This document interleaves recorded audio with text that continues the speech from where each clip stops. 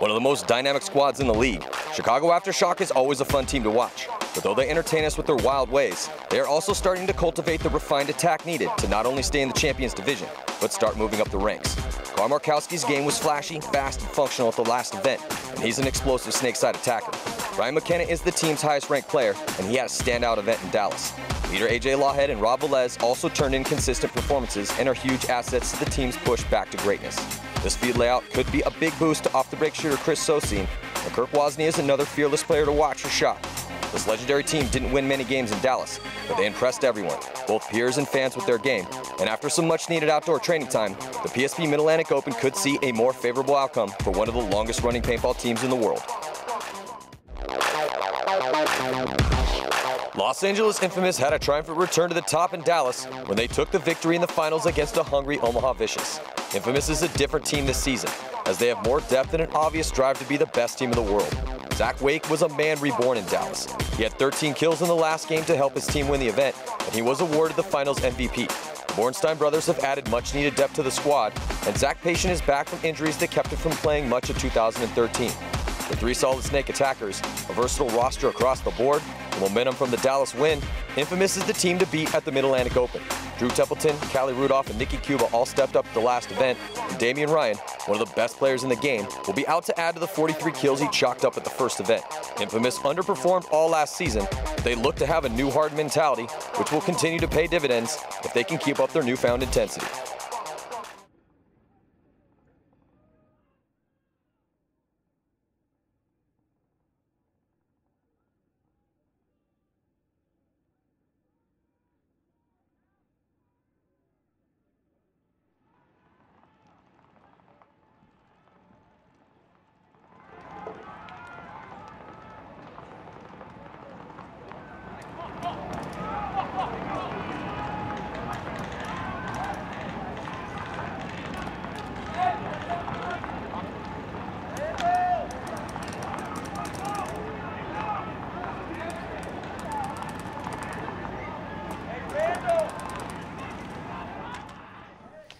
So welcome back here, 2014 PSP Mid-Atlantic Open. I'm Matty Marshall with Todd Martinez, and we have Los Angeles Infamous taking on Chicago Aftershock next. So we're going to throw 20 minutes on the board of regulation time and see which one of these two teams is going to take the victory. Los Angeles Infamous won the first event. They had a terrible, I wouldn't say they had a terrible year last year, but as far as Infamous is concerned, not the way they wanted to play. But they added some firepower, and they look really strong this year. Yeah, they played for relegation a couple times. But like we said, it's very tough in this league. You can go 2-2 and play for relegation, you know, just because the quality of the teams in this league. But, you know, they know, like you said, you know, for Infamous, that's not a good season. You know, they believe that they're a top 4 team every event. They definitely have the talent for it. And I believe that the pickups over the offseason were really good for them. They got the Bornstein brothers, Zach Wake, and they got Zach Patient back, you know, after missing a season with that shoulder injury. So, you know, shoulder and a knee injury. So it's good to have both the Zachs back on the team. The Bornsteins add a lot of beard activity plus a lot of flair and intensity. So, you know, they're both got some good experience, and, you know, they're a good fit for this team. You know, Chicago Aftershock at the end of last season getting Chris Sosine and Karl Markowski has definitely added to their attack. They got AJ Lawhead, who's been basically the man on that team, you know, ever since the rebuild, who definitely played really solid. They got a couple other players out there, Brian McKenna, that's done really well for them. And, yeah, you know, Kurt Wozni coming back after his injury has really solidified the Aftershock lineup. So here we go on the breakout. You're looking at Shock, and they break a huge breakout all the way to D2. We have not seen that yet. Did he make it in there alive? The referee's going to get in there and check him out. Let's see if Infamous was able to pick him up. And it looks like immediately a major penalty on Chicago Aftershock. So 2 bodies drop early for them. That's going to give the advantage to Infamous. The starting lineup for Infamous: Brad McCurley, Zach Patient, Kevin Callie Rudolph, Damian Ryan, and Drew Templeton. And it was Brian McKenna that got that penalty. Brian McKenna did play an amazing first event and really came on our radar. We're like, God, this McKenna kid is playing awesome, but starts out with a major penalty. Karl Markowski able to make it into the snake, though. So let's see if he can get something done from that position in snake 1, rolling around, trying to get a shot on the guys that you're looking at on your screen right now. Damian Ryan makes his move up into the center. So look for Damian Ryan to try to play basically the same way that Oliver Lang and Brandon Short were playing for Dynasty. That's his same position he plays. Up the center, aggressive, loves to get to that center 50, loves run-throughs, and has really evolved as one of the premier players in this game. Yeah, Carl Markowski now sitting there in the snake one, looking across the field. Nobody saw him as everybody turned towards the Dorito side, snuck in there. Velez is in that snake side can, trying to lock off the Dorito side. Looks like Zach Patient over there for Infamous in Dorito too. He's got Callie Rudolph behind him. Nobody sees Brad McCurley come across the snake side and dive into the 50. Looks like Sosine might have seen him, but switches back towards the Dorito side. Markowski now going to go back to the back of the first snake structure and see if he can get some shots across the field, as Brad McCurley now in that 50. If he can wrap around, we'll have a shot in on Velez. Infamous still with all 5 bodies alive, spreading out the field wide. Get Drew Templeton over here into the snake side corner, and Damian Ryan now up the middle in that A fortress. And time ticking away off that major penalty, though, for Aftershock. Yeah, Todd, though, Sosine getting shot out of his spot in the back center bunker. So Brian McKenna wants to get, or AJ Lawhead wants to get out of that box. Velez dies as well, so it's now just Markowski. He trades out with Brad McCurley. So a couple bodies, 3 bodies alive, as Callie Rudolph is going to run the flag in. He's going to pause and wait, and here comes Lawhead coming out of the box. So the only good thing for Aftershock at that point was the fact that they were able to burn off that major. Yeah, that was huge. That's huge, actually. Yeah. I mean, I thought they had a pretty good field. I mean, McKenna gets shot on the break. If he comes out, they're still in good field position. You know, everything kind of crumbled for them after that as far as field position went, because, you know, Infamous just had the freedom to go wherever they wanted. But Infamous going to take 1-0 early lead here, 17:29 left to go on the clock. We'll be right back after these messages.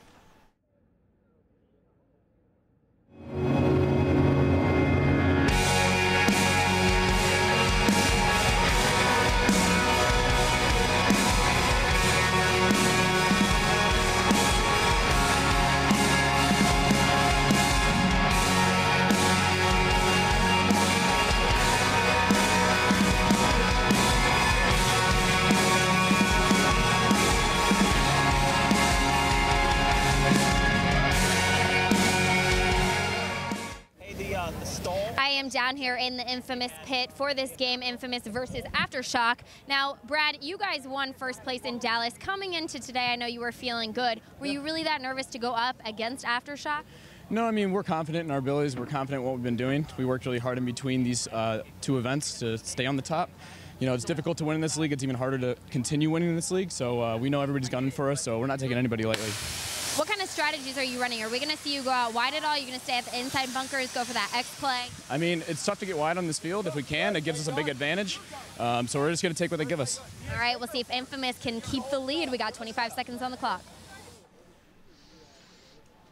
So Todd, like you were saying, the only good thing really that happened for Aftershock was that they were able to burn that 2-minute major penalty off. So they will be starting with 5 bodies, as Lawhead had to pay the toll when he came out of the box.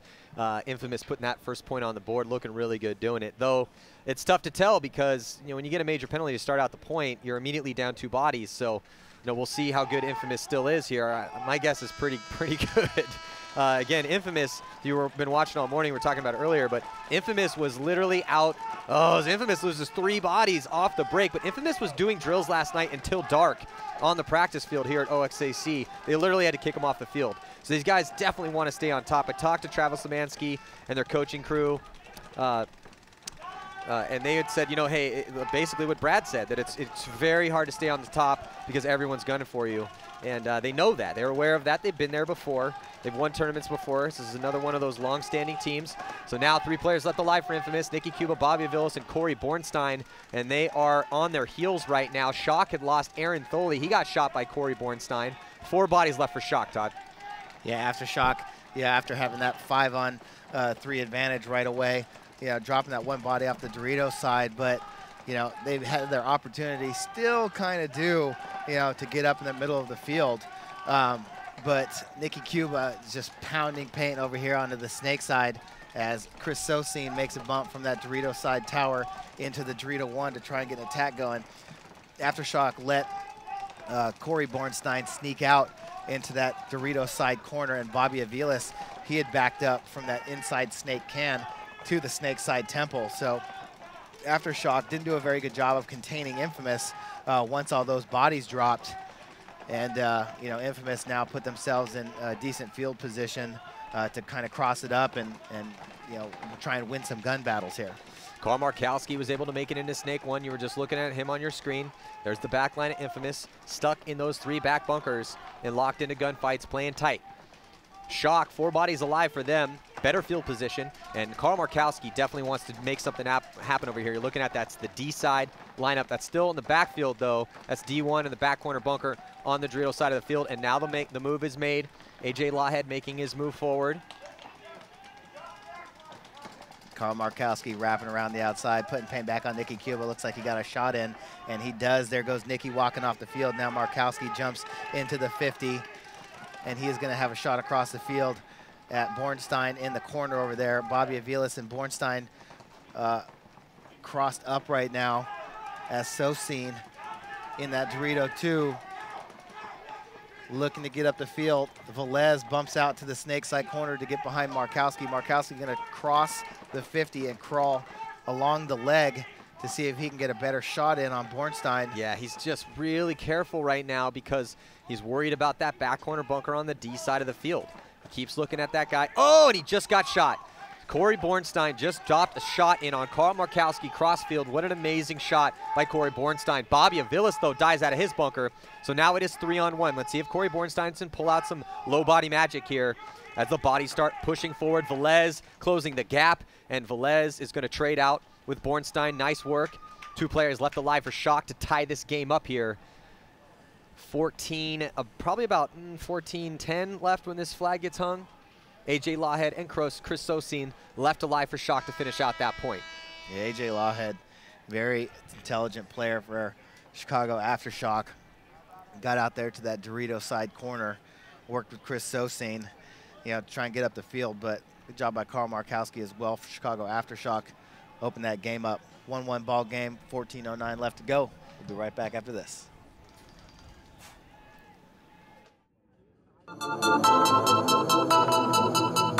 Being confident in yourself is important.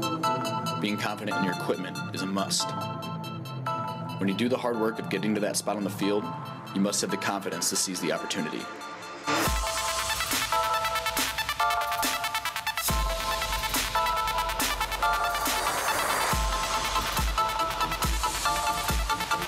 My name is Brad McCurley. I play for Team Infamous, and the Vanquish takes my game to another level.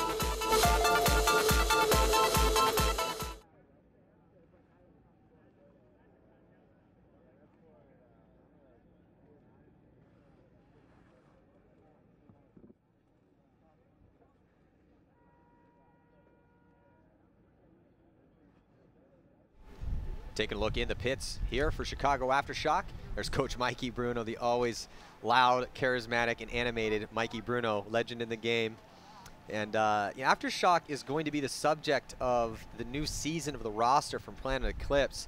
And if you haven't already checked out the stuff that ETV and Planet Eclipse has put together with Disconnected Productions, you really need to check it out, man. A lot of archived history of some of the best teams in the business. You know, the Artifact series is just an awesome thing for paintball fans, and the roster really gives you a look behind the scenes, and we can't wait to start helping to work on that project because, you know, that team, Chicago Aftershock, one of the most successful teams of all time, and has just been fighting for their lives to rebuild the squad. Oh God, Todd, there's really a lake starting to form behind that insert bunker on the snake side of the field now the guys have to dive into every single time. Yes, there is. Just sending up a fantail of water. So Aftershock able to stay in that pocket and get 1 kill early. Got Drew Templeton coming out to the snake side, but Zach Patient alive over there in Dorito 1. Brad McCurley able to bump into that snake side temple. Zach Patient jumping into Dorito 2. AJ Lawhead just barely misses him on that bump as he comes up into the fortress on the side of the A. 5 bodies still all alive for Chicago Aftershock. As Kirk Wazzy's over here on the snake side. There's number 13 on your screen right there, Cliff Ginter for Chicago Aftershock. with Velez, Sosin, and there's Wozni, number 11, as Wozni looks to make his move. Yeah, Wozni getting into Snake 1, much better field position for Shock. They have the 50-yard line fortress. They also are in Snake 1, and Wozny's wrapping around, wanting to move up, and body dropping off the D side of the field for Los Angeles Infamous. I believe that's Zach Patient who is going to take the walk, so McCurley, Callie Rudolph, and Damian Ryan left alive to try to make something happen for Infamous. Shock looking good in this game, Todd. 12 minutes and 45 seconds to go, and they have a two-body advantage right now on Los Angeles Infamous. So Shock starting to show some of the mature composure that they've been lacking for the past couple seasons. As Brad McCurley makes a bump from that snake side temple, gets out here to the snake side corner, widens out the field a little bit. He's got Damian Ryan and Callie Rudolph over there on the Dorito side with him.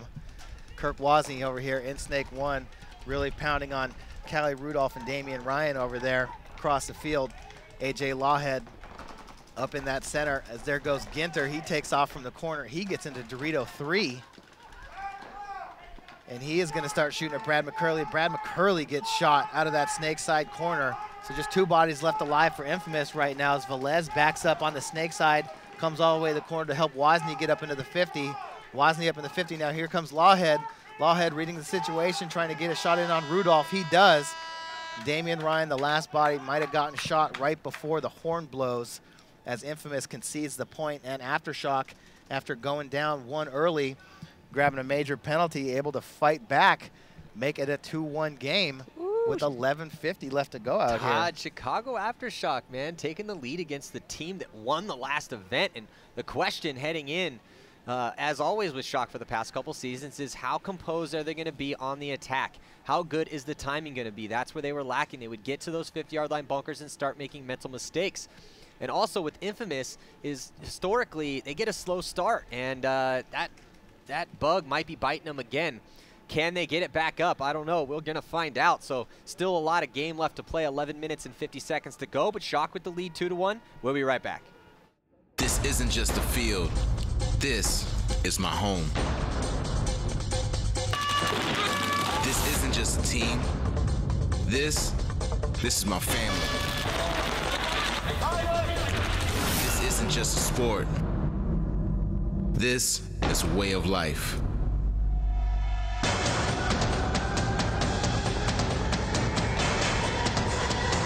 This isn't just a league. This is the MSXL.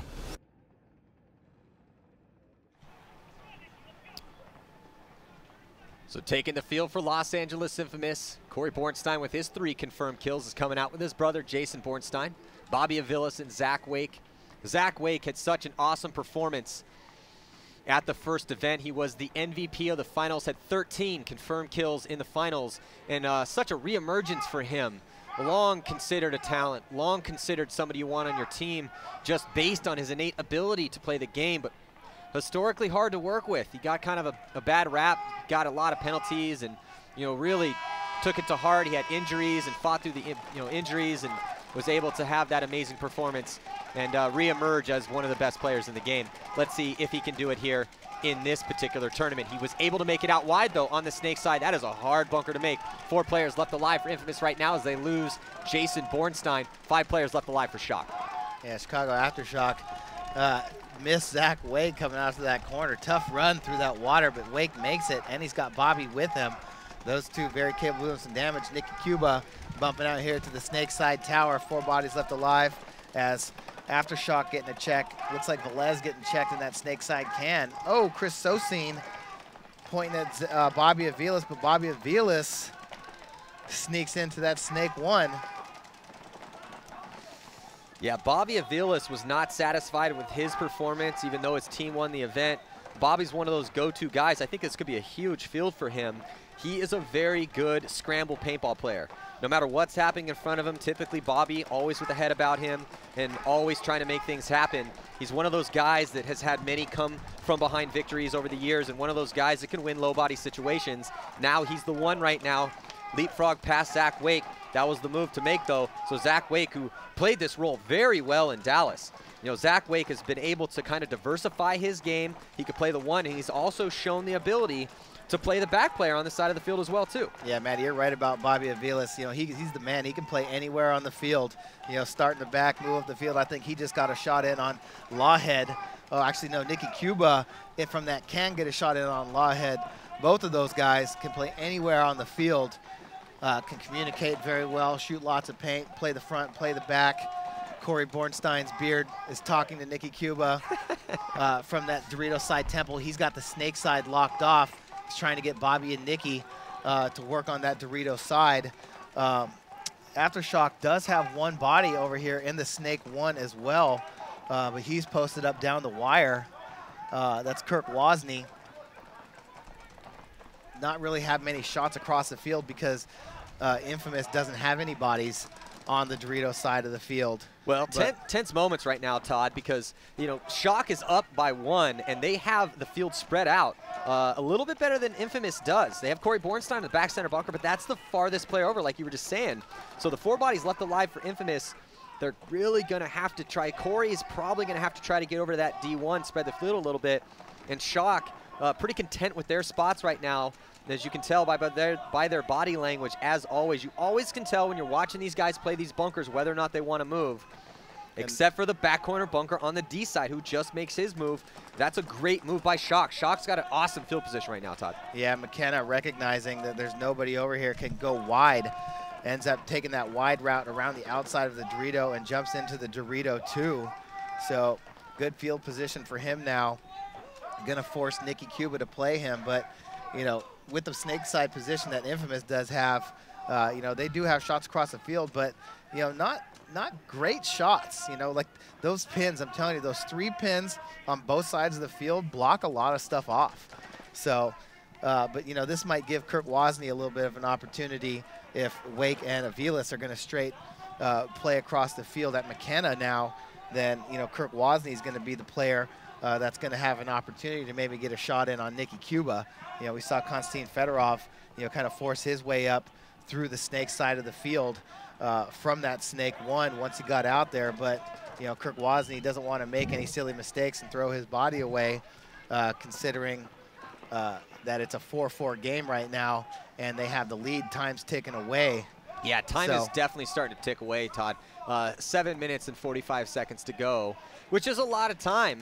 Not a, you know, obviously not a space separating these two teams, the 1-point game we have. But this is stuff you are going to see when you got two evenly matched teams at this point. You know, a lot of people obviously will be picking Infamous to win this game and possibly win it big. But this is what we keep seeing out of Shock. This is why Shock has started to get a huge fan following and why people believe in this team, is because they keep showing us progression. They keep improving. And we know they have the ability to attack. We know they have awesome 1s and awesome 2s. But it's this composure.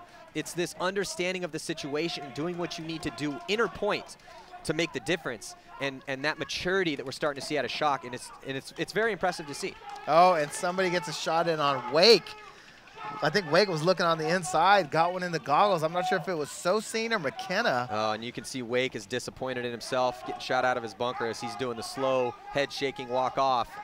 And here's Nicky Cuba way backed up, trying to get a quick angle, and then gets back in tight again. Oh, and evening up the bodies. Velez getting shot off the snake side. It was McKenna who shot Zach Wake, but A.J. Lawhead, Rob Velez getting shot off the snake side. So still 3 bodies on 3 bodies. Aftershock with the spread. It was Corey Bornstein, Todd. Corey Bornstein is a gunfighting fiend right now. He is really putting in work for Infamous, and you can tell the sharpness in his snapshot is incredibly impressive. Yeah, and Kirk Wozni now going to back up. Bobby Aviles going to dive into the 50, give himself a little bit better field position as Kirk Wozni bails out to the back of Snake 1, going to look across the field to keep Corey Bornstein from making a move. But Todd, Bobby dives in and immediately puts his gun up, and that's what you do when you feel you're about to get run down. And then he realizes and senses that, okay, I'm not in that perilous of a position yet. Nicky Cuba bounces back to watch the man on your screen right now, Bobby Aviles. There's Kurt Wozni at the end of the snake. That's who's opposing Bobby Aviles right now on the snake side. And he is really worried about the D side right now.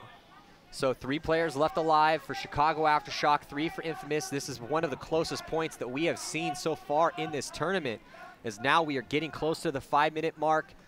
so far. Bobby Aviles, Corey Bornstein, Nikki Cuba. Corey Bornstein, the kill count leader for Los Angeles Infamous right now. Chris Sosine, the kill count leader for Chicago Aftershock. 3 confirmed for him. Actually tied up with Rob Velez, who also has 3. Velez was shot earlier on in this point by Corey Bornstein. Yeah, Maddie, and this is the type of game that we're wondering if we were going to see.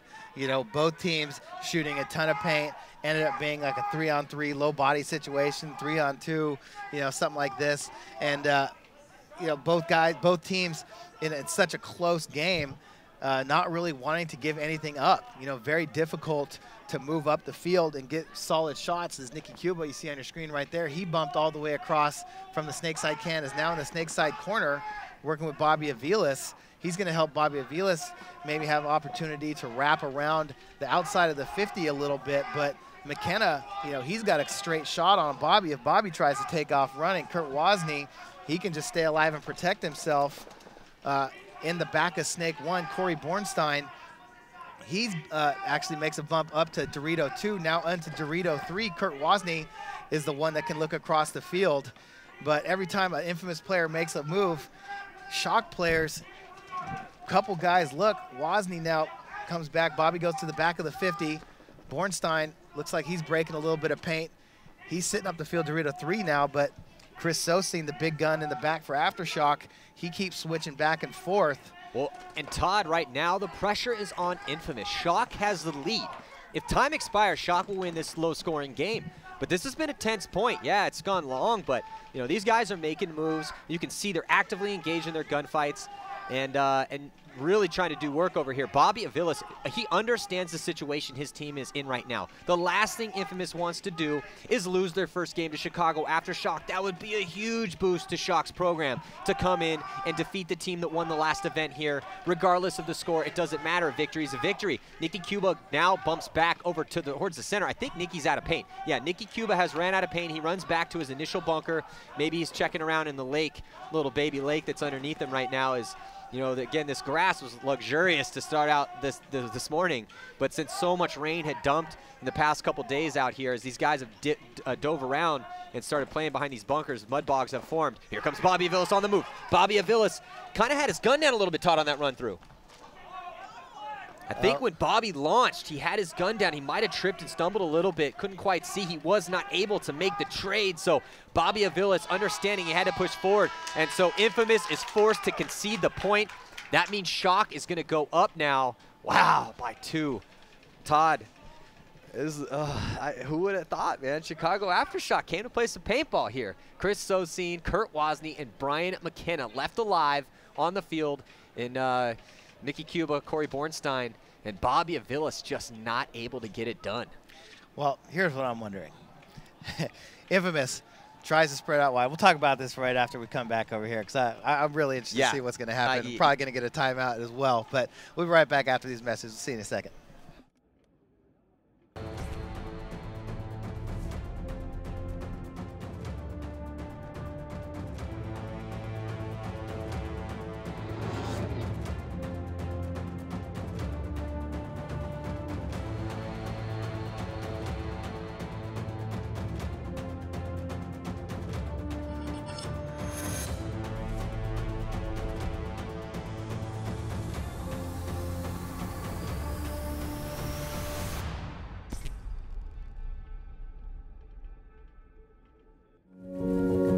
I first picked up a paintball gun when I was 9.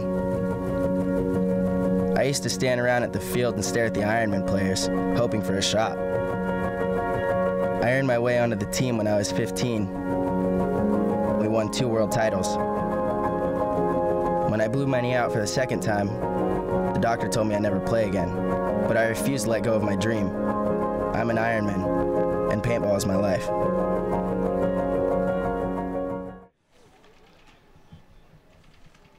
So welcome back here. Man, 2 points separates these teams. Chicago Aftershock has played a great game against Los Angeles. Todd, break down what you were talking about right before we went to break. Well, I'm just curious to see if Infamous is going to try and break out wide or if they're going to start charging up the middle here right now, trying to have to get 2 points back really quickly. And here comes Damian Ryan looking to attack right away. Aftershock staying in tight, and Damian Ryan gets shot up the middle, and actually Aftershock charging out the middle, but Lawhead gets shot by Brad McCurley, who's wrapping on the inside of that can. Now Brad McCurley comes into the A right away.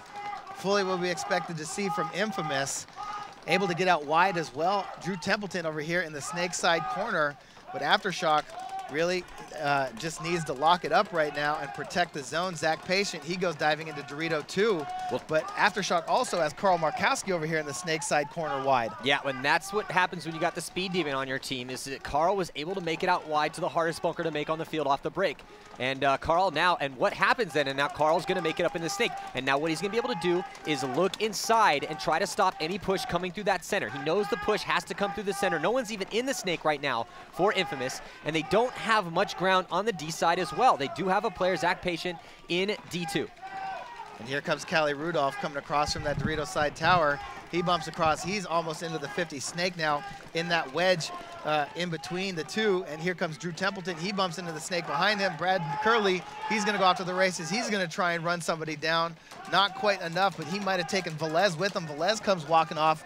Carl Markowski, he's in the snake, looking across the field. Aftershock right now, just burning time off that clock. 1:10 left to go. Zach Payson over there in Snake 3. Infamous has 2 bodies, but they are just shredding tons of paint. And Callie Rudolph gets shot, I believe, from Ginter or Sosine across the field over there on the Dorito side. Carl Markowski now just standing up alive, watching the Dorito side of the field. 51 seconds left to go. Drew Templeton and Zach Patient. And Todd's, Carl was able to get the shot on Patient, but then he gets shot by Drew Templeton, and then Drew Templeton gets shot by his ex-teammate, Chris Sosine. So Infamous not able to get it done. They are going to lose this match, Todd. What a crazy turn of events here. Chicago Aftershock coming into their first game against a team that won the event at the last event. And no one expected this to happen except for the diehard Aftershock fans. You're getting an Infamous team that literally played paintball yesterday, doing drills until it was dark. They trained tons of drills. They did everything they possibly could to put all the time in on the field that they could in between these tournaments. And, you know, the young upstarts on Chicago Aftershock, they don't care about any of that. They really have started to make a statement this year, which began at the first event. Though they didn't win many games, they were able to win the relegation match. They had to play against Texas Storm, and you can see an incredibly pumped up Chicago Aftershock right now, defeating the favored, heavily favored Los Angeles Infamous. Yeah, we actually practiced Aftershock last weekend at the Badlands in Chicago, and these guys just kept coming, you know, game after game after game after game. You know, they are not scared. You know, they will take on anybody, and they will play hard every point. So congratulations to Aftershock getting the first win under their belts in Friday's competition. Yeah, so we'll be right back after a quick commercial break. Don't go anywhere.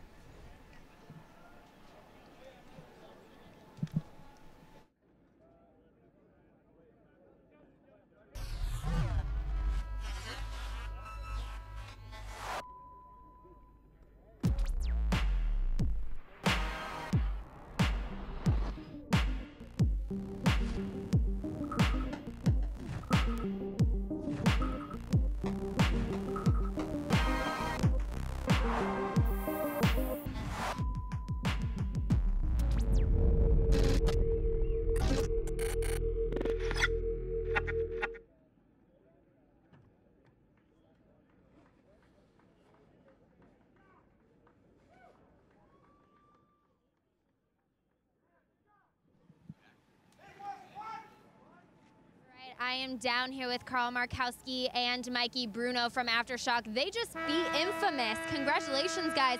Coming into this, Infamous felt pretty confident that they weren't going to have any problems beating you. How were you feeling coming into it? Well, I mean, we felt pretty good. We always liked being the underdog. I don't feel we are, but it drives our guys. Our guys are good, and we're just here to show that. That's it. It's kind of a boring field. Sorry for the boring game, but, you know, I feel we can compete with anybody. Hey, an upset is always exciting. Carl, you got into the snake. The snake is tough on this field layout. What's the best strategy to get in there? Stay alive for as long as you can, and then just catch them when they're, you know, loading or something like that. And you got to shoot 2-3 guys to get into the snake. So it's a gun battle. Then once you get in, everybody can still see you. So it's really just playing smart, staying alive. And I feel like we adapted really well to the field. We're more of an aggressive team, but I feel like we're adapting, and that's what's going to win our games. Once you get into the snake, is it pretty hard to move down the field on the snake side? Yeah, I mean, because once you get into snake 2, it's that tower guy can see you again, and you got a gunfight with him, and then you got to watch. There's a lot of drop shots too, so you just got to kind of keep your head up and try and stay alive as long as possible. We know you guys to be a super aggressive team who a lot of the time makes moves before you should, isn't always composed, but you guys were so patient. What's made the difference? Knowing what we got to do. I mean, playing the field and knowing how the field is going to play out, and I feel if we execute that we just play smart, stay alive, then even if the games are this close, it's as long as we come out on top, we'll be good. Mikey, that was the calmest I've ever seen you on the sidelines. Are you going to stay calm the rest of this weekend? Who do you think is going to be the toughest competition? I don't know. I'm sick, so it's just bringing me down a little bit. But, I mean, we're here to play. That's it, and we can play with anybody. So I don't feel that was an upset right there at all. I know people do, but it wasn't. All right, we'll see if they can keep winning all weekend long. Stay tuned. We'll have another match coming up.